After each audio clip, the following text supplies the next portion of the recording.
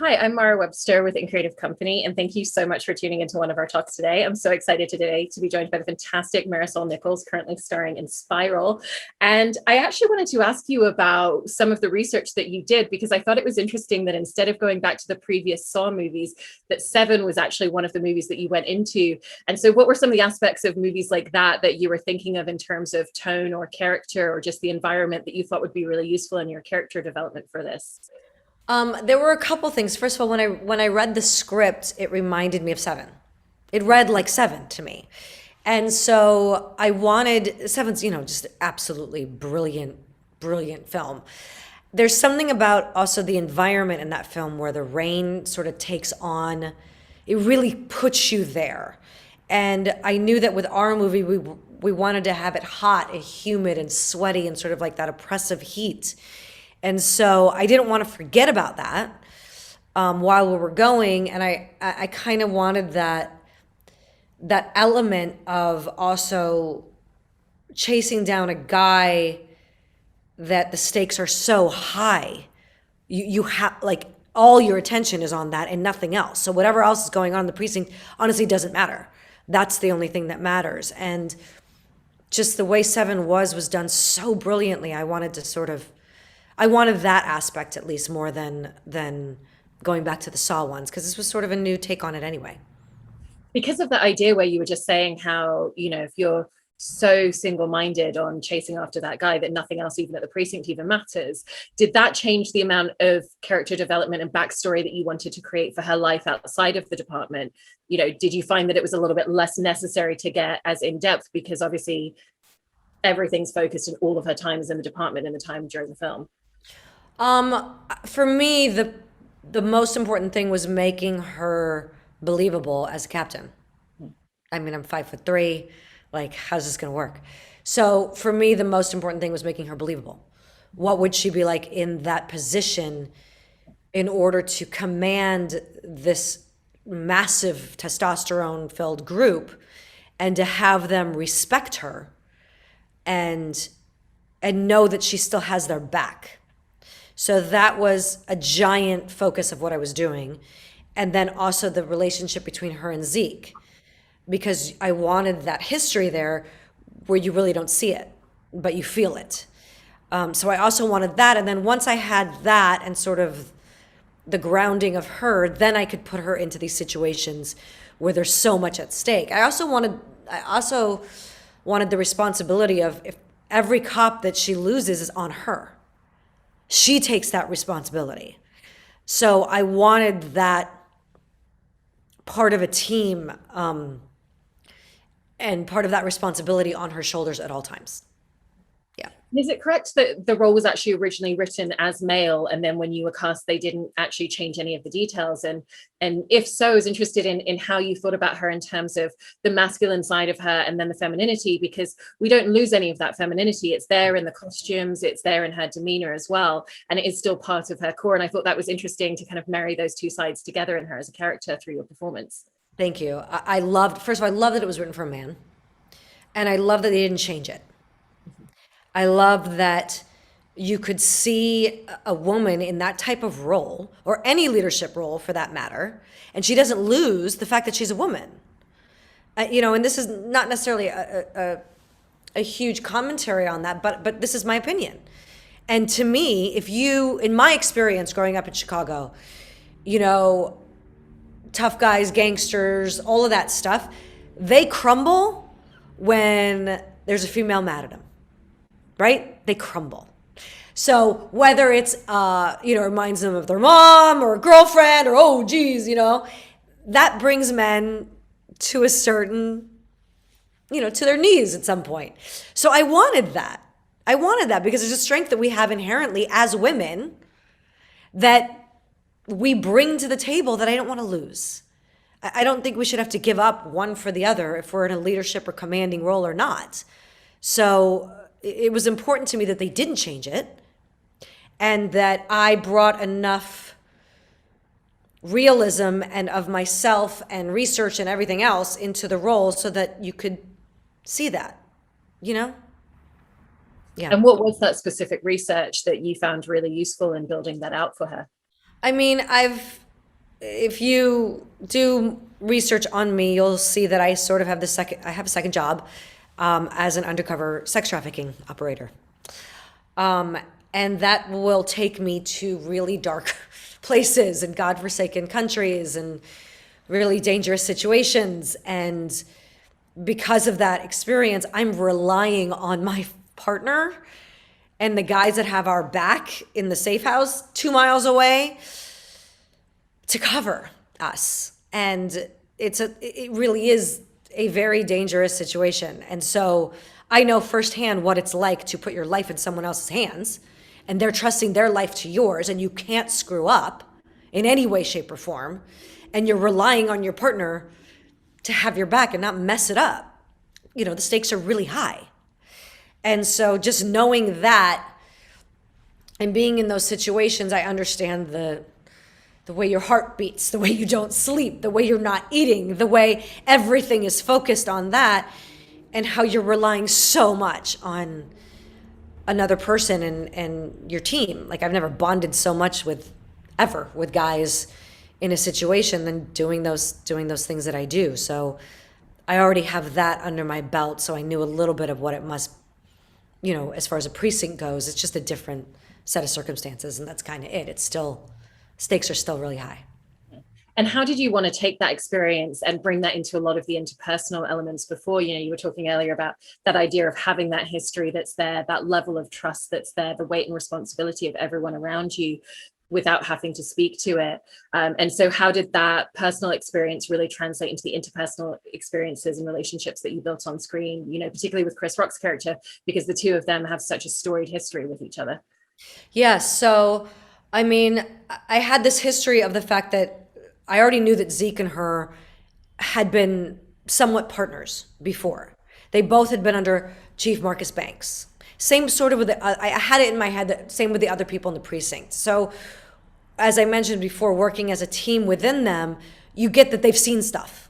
They've seen some shit. They're homicide, for God's sakes. So when you go through certain situations, as I mentioned before, you're bonded. When the stakes are so high in a situation, you just become so close with that other person. So whether it was Zeke as my partner or the other guys, there's a certain relationship and bonding that you have. So then her as the captain, it wasn't a captain of a new precinct where she had no history, where she had to prove herself or have some stupid chip on her shoulder, which I don't like. It was built out of, in my mind, the experiences that they had shared, and it made sense that she had been put in this position, and maybe she had to go through some shit in the beginning, but not really, because these guys knew her and knew that she has their back, kind of thing. So I wanted that history to be palpable. I wish we could have delved into that a little bit more, but hopefully it showed up in our performances. At least I think it did. Yeah. And how much do you find things like her costumes and the attire that she wears to be useful in terms of figuring out some of the details of her as a character? Because again, you can see just like the tailoring of her outfits is very specific to who she is as a character on screen. Yeah, everything.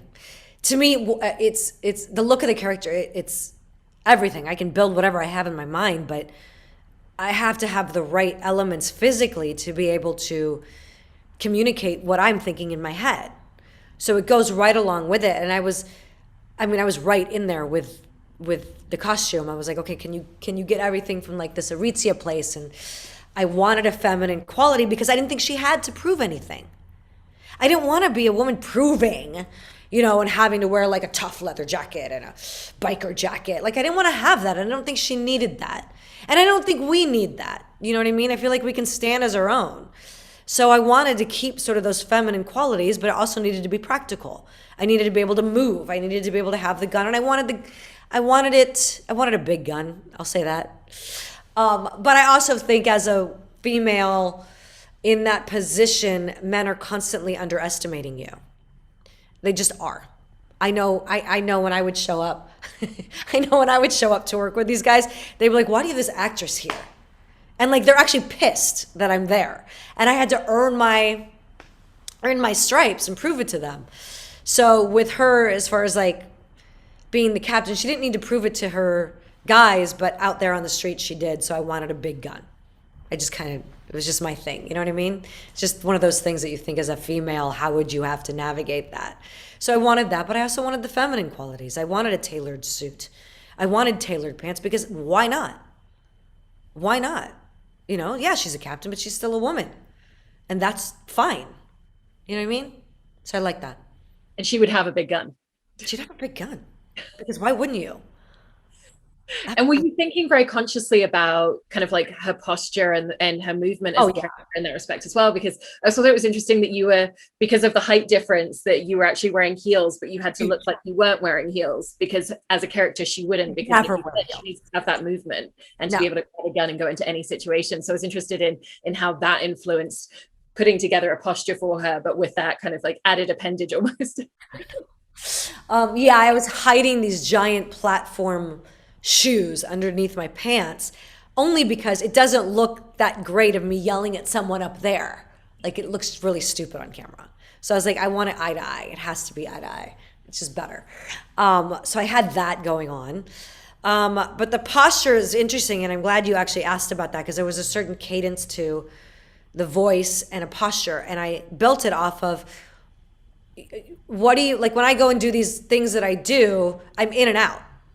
Right? And I get to go back to my kid and my life as an actress and blah, blah, blah, blah, blah. It's in and out. These guys, particularly homicide, you're seeing the worst of humanity every single day. What would that do to you? What's that going to do to your eyes? What's that going to do to you, the way you hold yourself, the way you walk? It takes a lot to not be completely beaten down when you do that. And what kind of person would sign up for that in the first place? You know, and maybe you sign up for it sort of like, you know, I want to do good and I want to make a difference. And then it beats you down after 10, years or so. So I wanted sort of that exhausted, beaten down, but can't really leave because it's all she knows viewpoint. And that affects your posture. It affects the way you talk. It's a little harder. It's a little like if there was, I don't give a shit, could say before every single line, that would have been in there non-verbally. But I wanted that because you're not fresh. When I've played cops in the past, before I had any experience, it was a characterization of what I thought an agent or a cop would be. And then having the experience changes that. And meeting these guys in real life and doing these things in real life, it just changes. And it changes the way you look at things, changes the way you look at humanity. And so I wanted to bring that to the screen and to my character of what would you be like having to see the worst of humanity and the worst of the worst every single day and go get up and do it again, And so I wanted that as part of the character that I was building. And I feel like that's a great segue into talking about your character at the hands of one of Jigsaw's puzzles. And what I specifically was really interested about was the blocking and the choreography and figuring out all of the very precise motions, because there's a real intimacy in the way that that scene is filmed as well. In order to create that suspense and tension, we have the camera right up on you in so many of those moments. And so there's a lot of very specific motion in that scene. And so how did that all come together in terms of that side of things? Yeah, as far as the filming, I don't think it translates on because we were so close, but the board is slanted like that. So my head's here, which is already a little trippy to be hanging slightly upside down. And then there's a pipe above your head. It's a little already constricting. So, but when they're strapping me in, I'm like, no, you need to strap me in. I don't want to move. I don't want to be able to move. I want to have that feeling. The white sheet over the face, I don't know if that was a cinematic decision or not, but I liked that not being able to see. And it pissed me off. I didn't want to be a female victim. I wanted her pissed off at the fact that she got caught. So mad that this guy is getting the best of her in her own precinct on her own turf. I didn't want tears. I wanted anger. I did. I wanted that ferocity to it. And I'm so glad they kept that in, because I was swearing like crazy in those takes, and mad and in pain, but mad about it, you know? And they let me do that. They're like, go. And I was like, good. Just because I don't want a bunch of men to get off seeing females in sexy, painful positions. That ain't my thing by a mile, by a mile. So I wanted a fight. Obviously he wins, but that's okay. I wanted her to go down fighting. And you know, I think we pulled it off, but that was really important to me, is I just wanted that fight. I didn't want a victim, you know? Really did. And in kind of like detailing that fight and thinking about the way that she's even just surveying the situation, you know, when she's first grabbed, you know, like you said, she's on her turf, and the way you were talking before about, you know, what does it do to her eyes? How does she look at information? How does she read information? How did all that then feed into that moment where she realizes exactly what's happening, that everything's caught up to her, and then is processing the situation that she's in for you? Yeah, it was, you know, we worked it out, but it was very by the beat, because there were certain things I actually changed, because at first it was going to be like, she goes down to the file room because she gets an anonymous text. And I'm like, look, there's a guy out there, targeting my precinct. She wouldn't go down there on an anonymous text. And then it was like, oh, she's going to leave her gun. And I was like, can she not leave her gun? She's not stupid. Like, things that I just didn't want to be convenient. I didn't want it to be convenient. And also, I love horror movies, so I hate seeing the person walk in the pitch black room because they hear a sound and they walk past the light switch and they don't turn it on. And you're kind of like, well, they kind of deserved it. I don't, you know, that's on you. So I didn't want that. So back to your question, it was by the beat. And I wanted, the second she sees him, the gun has to fucking come out, and it's, oh shit. And it's go for the door, because it's get out. She knows she has no backup, but all her guys are upstairs. They're just upstairs. Then when the door closes, then, you know, it was like beat, beat, beat. Then the door closes. Then can she shoot it? Oh shit, she can't. It's metal, but it's instinct. You know, even though logically you'd be like, it's metal, there's no time for that. Like, there's no time for that. Then the phone. Then the smoke comes, which she's going to kick away and cover her face. And then there's no choice, because she can't get out, so she has to go in. And so it was going in, and at that point it's shooting blindly and she's losing oxygen. And it's, I wanted, you know, if I could have had it more, I would have had more fight in there, just because that's me. I would have liked to make contact. I'd like to have injured the guy, but fine. Fine.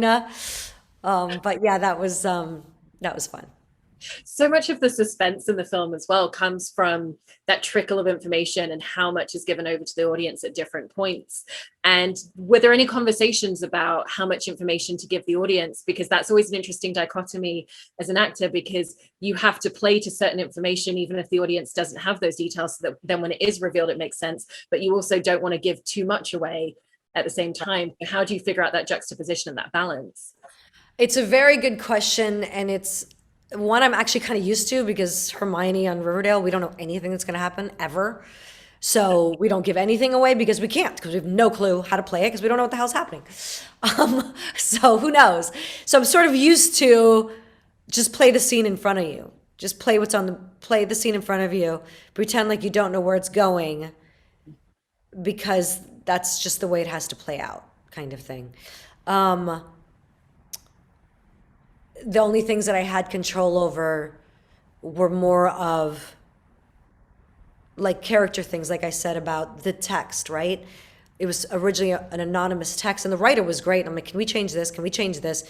Can it be a text either, you know, from her partner, from her old partner Zeke, or from Marcus Banks, somebody that she would trust to go down there? Otherwise, why would she go? It has to be a nothing.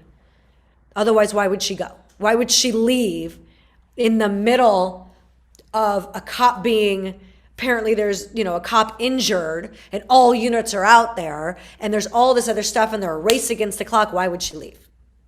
There has to be a good reason. And he let me do those things. There were certain other things where we had this conversation in the bathroom. If you remember that scene between me and Zeke, I actually missed that scene. I'm bummed that it didn't make it, but it was longer. I wanted him to convince her more. I didn't want an earnest look. And then she's like, okay. I wanted a fight. And so there was originally more of a fight for him to convince her. Because why would she give it to him? He's proven nothing to her.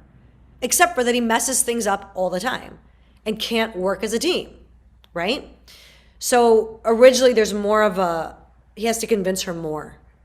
And there was also more intimate moment between them of like, come on, Zeke, you don't want to do this. You don't like working with guys. I wanted more. So they let me actually add that. And that was all crafted out and great. It didn't make the cut, but that's fine, whatever. But there were things like that I could control because I knew where we were going. And so I wanted I think it's more of a payoff if you have to work for it.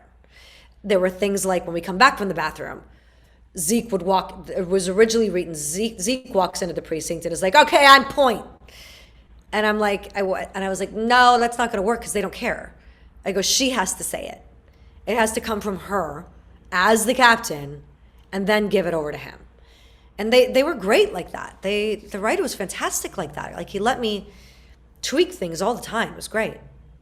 That's amazing because that's such a rarity a lot of times as well. It gives so much more to character dimension. Yeah. No, it was great. I was so happy. The collaboration was fantastic. Just a dream. Yeah. One of the aspects that I really appreciated tonally about the film as well was the way that it allowed itself to really lean into a lot of comedy and a lot of humor, which plays so well in the horror genre because it kind of takes you on such an emotional trajectory in single moments. And you and Chris Rock in particular, like both of you just have such a great dynamic and rapport and pacing with each other. And so stylistically, did you come in with similar sensibilities about how you wanted to land that dynamic, or kind of like what was the collaboration in finding a lot of their pacing and that rapport? And particularly, in a lot of the moments with your character as well, where she's the one person that can call him on anything, and you really play that comedically in such a great way where it still has the gravitas. Thank you. Thanks.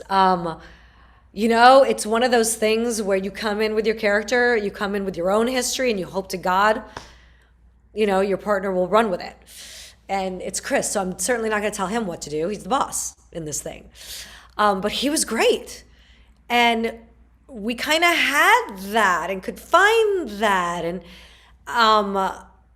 it worked out really well that you sort of feel this history with them, in the moments. And they shot all my stuff first, like my scene, my angles first. So I could just kind of like, this is what I'm going to do. I hope you like it. And just kind of do everything. But I think it was good because he also got to see, did we make the right decision? Because I didn't audition.